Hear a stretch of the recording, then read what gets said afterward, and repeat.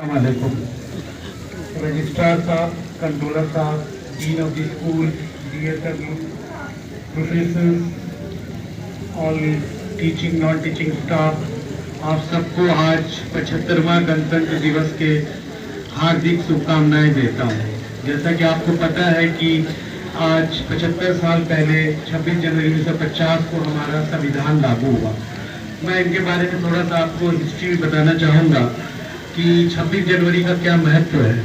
26 जनवरी 1930 में जब लाहौर सम्मेलन में कांग्रेस ने ये पूर्ण स्वराज का नारा दिया था, उस नारा को मेंटेन करने के लिए 26 जनवरी का तारीख सारी संविधान सभा के निर्माता ने उस डेट को याद करने के लिए 26 जनवरी का डेट चुना। जबकि हमारे संविधान की ड्राफ्टिंग कमेटी 15 नवंबर 1949 में ड्राफ्टिंग कमेटी के रिपोर्ट को सबमिट कर दिया था। जब भारत आजाद हुआ तो आपको पता होगा कि अंतरिम गवर्नमेंट था और 1935 गवर्नमेंट ऑफ इंडिया एक्ट के तहत में भारत का गवर्नेंस सिस्टम चल रहा था। तो वो एक ब्रिटिश एक्ट था, इसलिए भारत को अपना एक संविधान लाना था। इसके लिए संविधान सभा ने डॉक्टर B.R. अम्बेडकर की अध्यक्षता में एक कमेटी बनाया और उस कमेटी ने संविधान लिखा और हमें अपने संविधान में गर्व है, जिसको हमने 26 जनवरी 1950 में लागू किया। और जब ये लागू हुआ उसके बाद भारत में प्रथम राष्ट्रपति का नियुक्ति की गई और डॉक्टर राजेंद्र प्रसाद भारत के प्रथम राष्ट्रपति 1950 में बने। तो ये हमारा एक हिस्ट्री है कि गवर्नमेंट ऑफ इंडिया एक्ट 1935 हम किस तरह संविधान सभा से होते हुए अपना संविधान को लागू किए। भारत का गणतंत्र का जो ये संविधान है, ये रियली बहुत ही बेहतरीन संविधान है जिससे हर भारतीयों को गर्व होना चाहिए। क्योंकि आपको पता है कि डॉक्टर अम्बेडकर ने कहा था कि संविधान बना देना ही नहीं है, संविधान को लागू करना सबसे बड़ी बात है। तो आप देखते हैं कि टाइम टू टाइम गवर्नमेंट आती है जाती है और आसपास के देशों में देखते होंगे कि एक आदमी अगर कुर्सी में बैठ गया तो 30 साल 40 साल 50 साल सरकारें चलती रहती हैं। लेकिन भारत में इस संविधान की ब्यूटी है कि अच्छा से अच्छा राष्ट्रपति प्रधानमंत्री जिस दिन उनका टर्म पूरा होता है वो कुर्सी छोड़ देते हैं। ये हमारे संविधान की सुंदरता है। संविधान के बारे में मैं ज्यादा वक्त न लेते हुए सिर्फ मैंने ब्रीफ बताया कि क्यों हम 26 जनवरी को ही संविधान गणतंत्र दिवस मनाते हैं। और जैसा कि आपको पता है कि हर 26 जनवरी और 15 अगस्त में कुछ लोग हमदर्द के वाइस चांसलर से यूनिवर्सिटी के बारे में सुनना चाहते हैं। तो आज का मौजू मैं यही रखूंगा कि डेवलपमेंट के बारे में ज़्यादा बोलूँगा और स्टूडेंट से रिलेटेड चीज़ें जो हम लोग कर रहे हैं उनके बारे में बताएंगे। सबसे पहले तो मैं सारे जामिया हमदर्द के टीचिंग नॉन टीचिंग एम्प्लॉय को मुबारकबाद देता हूँ कि हम लोगों ने NAAC में A+ अर्जित किया। ये बहुत बड़ा अचीवमेंट है, ये सिर्फ हमारा नहीं है, आप सबका है। और 2 दिन पहले हम लोगों ने 34 के लिए NRF का डेटा भी डाला है और इस बार हमने 45% ज़्यादा डेटा शेयर किया है।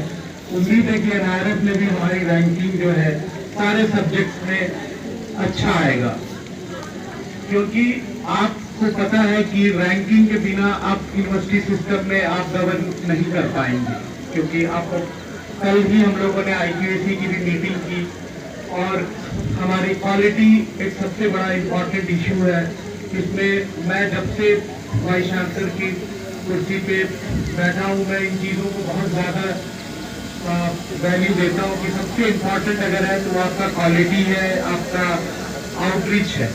और आज अल्हम्दुलिल्लाह जामिया हमदर्द आपके रैंकिंग सिस्टम में, वर्ल्ड रैंकिंग में, US रैंकिंग में, टाइम्स हायर रैंकिंग में हम लोगों ने अच्छी पोजीशन हासिल की है और उम्मीद करते हैं कि आगे आने वाला कल में हम और ज़्यादा इम्प्रूव करेंगे।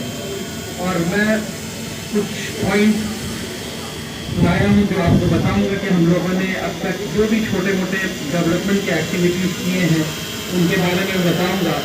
कि आपके सामने ये कोटा केबिन बना जो हमारे 10 lecture theatre with air condition और उसके नए फर्नीचर हमने लगाए। हमने कंप्यूटर सेंटर को स्पॉन्सरिंग बॉडी के सपोर्ट से बहुत ही बेहतरीन सेंटर बनाया है जिसका Hakim Abdul Hamid centre for information technology है, जिसमें 300 नए कंप्यूटर और स्टेट ऑफ आर्ट फैसिलिटी है। और मैं चाहूंगा कि जामिया हमदर्द के लोग उस सेंटर को जरूर देखें। फर्स्ट फ्लोर लाइब्रेरी बिल्डिंग में है। और हाल में ही लेफ्टिनेंट गवर्नर ऑफ दिल्ली ने उसका इनोग्रेशन भी किया है। हमने सेंटर फॉर एक्सीलेंस यूनानी medicine, centre for virology, industry academy partnership, incubation centre, human lab की जगह पे हमने वहाँ पे कायम किया है, और जो बहुत ही बेहतरीन फैसिलिटी है। और मिनिस्ट्री ऑफ आयुष ने इसमें हमें सपोर्ट किया है। हमने फार्मेसी का रिनोवेशन बिल्डिंग के काम चल रहा है, जिसमें काफी फुल स्विंग में, और आने वाले 2-3 महीने में हमारा पूरा फार्मेसी फैकल्टी जो है वो नए मॉडल पे तैयार हो जाएगा। हमने इब्न सीना हॉस्टल गर्ल्स में कुछ रूम्स बढ़ाए हैं, और कोटा के थ्रू भी, और उसमें और भी स्टूडेंट्स को रहने का व्यवस्था कर रहे हैं। रेजिमेंटल थेरेपी यूनानी हॉस्पिटल में हम लोगों ने एक बहुत अच्छा सेंटर स्टैब्लिश किया है, और जो हाल में ही हम उसको इनोग्रेट करने जा रहे हैं। हमने कई लैब्स नर्सिंग में बनाए हैं। हमने सारे जितने भी मेंटेनेंस का काम था AMHR में और JN हॉस्टल में, उनको भी लैब के दौर में कंप्लीट किया है। हमने नए लैब फर्नीचर साइंस फैकल्टी में BSc प्रोग्राम के लिए किया है, और फार्मेसी में भी नए फर्नीचर्स लगाए हैं।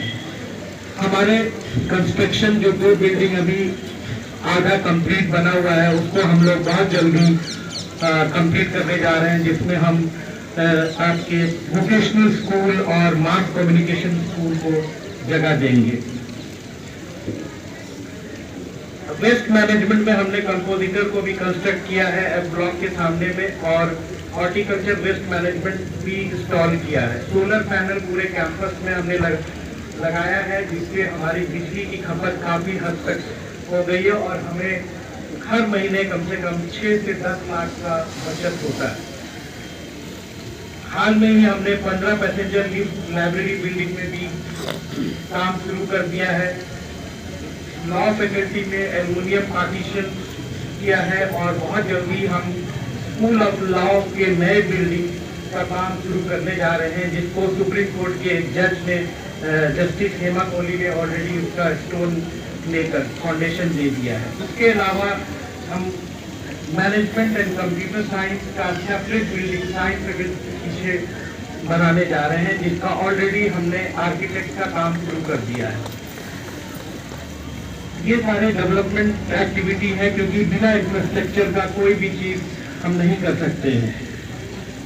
इनकम टैक्स का इश्यू था, जिसको हम लोगों ने अल्हम्दुलिल्लाह कंप्लीट कर दिया है, और प्रॉपर्टी टैक्स का मसला जो है अभी चल रहा है, लेकिन कल ही मेरे पास MCD से वो लेटर आया है, जिससे उम्मीद है कि इस महीने में हम वो भी प्रॉब्लम को सॉल्व कर लेंगे। इसमें मेरे ख्याल से 150 करोड़ के लगभग हमारा प्रॉपर्टी टैक्स बाकी है, जो हम 30 से 35 करोड़ में नेगोशिएट कर रहे हैं, और जिससे हमारा 2002 से जो पेंडिंग प्रॉपर्टी टैक्स है वो क्लियर हो जाएगा। एकेडमिक अचीवमेंट का जहाँ तक सवाल है, हमने NAC A+ लाया है, और माशाल्लाह लास्ट ईयर जो 3.15 से बढ़कर हम एक ग्रेडेड ऑटोनॉमी में आ गए हैं, दैट इज 3.41 स्कोर, जिसकी वजह से अब कई चीजों में हमें UGC जाने की जरूरत नहीं पड़ती है। इसी तरह फार्मेसी में हम कोशिश करेंगे कि हमारा रैंकिंग जो है वो इस बार फिर से पहला पोजीशन आए, जिसके लिए मैं IQAC टीम को मुबारकबाद देता हूँ कि इन लोगों ने NRF टीम ने काफ़ी मेहनत किया है, और इस बार हम लोगों ने बहुत अच्छा डेटा किया है। हमने 2023 UGC को अडॉप्ट कर लिया है, और बहुत जल्दी हम वो अमेंडमेंट UGC से आते ही लागू कर देंगे।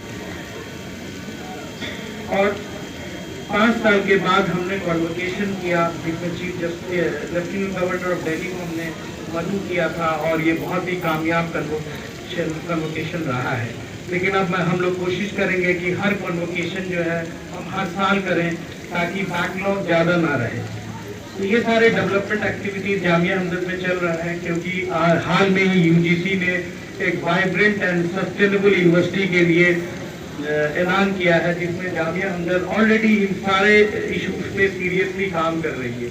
हमने कई सेंटर्स बनाए हैं, उस सेंटर्स में भी सारे डायरेक्टर, सारे चेयरमैन काफ़ी मेहनत से काम कर रहे हैं और उम्मीद करते हैं कि जब हम 15 अगस्त में इन चीज़ों का इम्प्लीमेंटेशन आपके सामने बताएंगे। हमें एक चीज़ बताते हुए बड़ी खुशी हो रही है कि मिनिस्ट्री ऑफ इलेक्ट्रॉनिक्स और इंफॉर्मेशन टेक्नोलॉजी ने जामिया हमदर्द को 5G यूज केस लैब के लिए 100% फंडिंग दिया है, जिसको प्रधानमंत्री ने खुद अनाउंस किया था। हमने LEP 2020 पूरी तरह लागू कर दिया है और हम अपने हमदर्द नस्ल फाउंडेशन टीका और DEP सबका स्पेशल ऑन रिकॉर्ड थैंक करते हैं, जिनकी वजह से हम ये कामयाब काम कर सके। हमने एक प्लानिंग मॉनिटरिंग बोर्ड बनाया है और हाल में ही हमने बैठा और हम कोशिश करेंगे कि जितने भी हमारे प्रोजेक्ट्स बचे हुए हैं हम उसके लिए फंडिंग इंस्टीट्यूशन को अप्रोच करें और जल्द से जल्द हमें एक अच्छा इंफ्रास्ट्रक्चर मिले। स्पेशली गर्ल्स हॉस्टल हमें बनाना बहुत ज़रूरी है, बॉयज हॉस्टल बनाना ज़रूरी है और अभी हम बहुत जल्दी एक अच्छा यूनिवर्सिटी कैंटीन बना रहे हैं, बैंक बना रहे हैं, जो अगले 3 से 4 महीने में कंप्लीट हो जाएगा।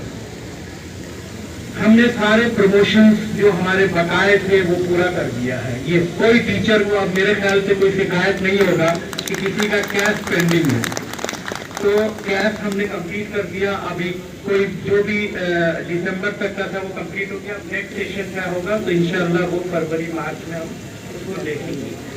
DA जैसे ही सरकार लागू करती है, जिस दिन UGC का डिक्लेरेशन आता है, हमने DA भी लागू कर दिया।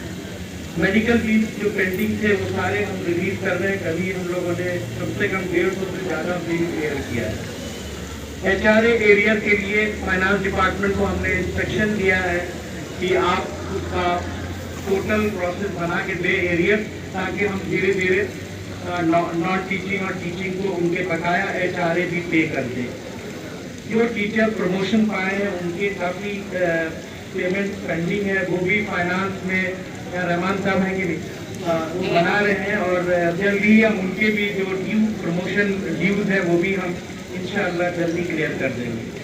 MSCP हमने लागू कर दिया है और हमारा अभी लास्ट EC में हमारे मेंबर्स से डिस्कस किया कि हम इसको कैडर रिव्यू को जल्द से जल्द लागू करें, तो अगले EC के मीटिंग में हम कैडर रिव्यू को भी लागू कर देंगे।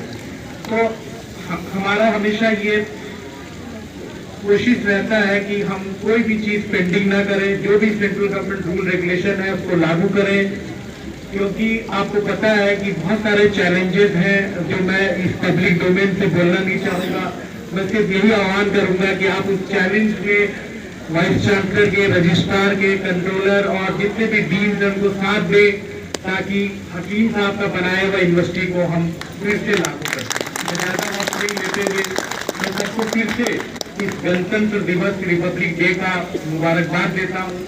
और आज क्योंकि ये बहुत इम्पोर्टेंट डे है हिंदुस्तान के लिए कि हमारा गणतंत्र आज तक लागू है, क्योंकि कई देशों को अगर आप देखते हैं तो उनका गणतंत्र बनता है, फिर उनका कानून को सस्पेंड कर देता है, फिर उनको मार्शल लॉ आ जाता है, चाहे बगल में आपके नेपाल हो, बांग्लादेश हो, पाकिस्तान हो, अफगानिस्तान हो।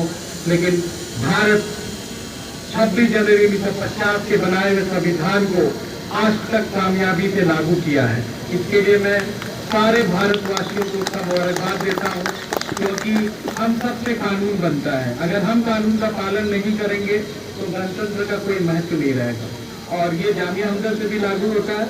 मैं ज़्यादा बात न लेते हुए सबको फिर से बहुत बहुत मुबारकबाद देता हूँ और उम्मीद करता हूँ कि 15 अगस्त तक जितनी चीज़ें मैंने ऐलान किया है वो सारा कुछ लागू कर दूँ। शुक्रिया बहुत बहुत। खुदा हाफिज़।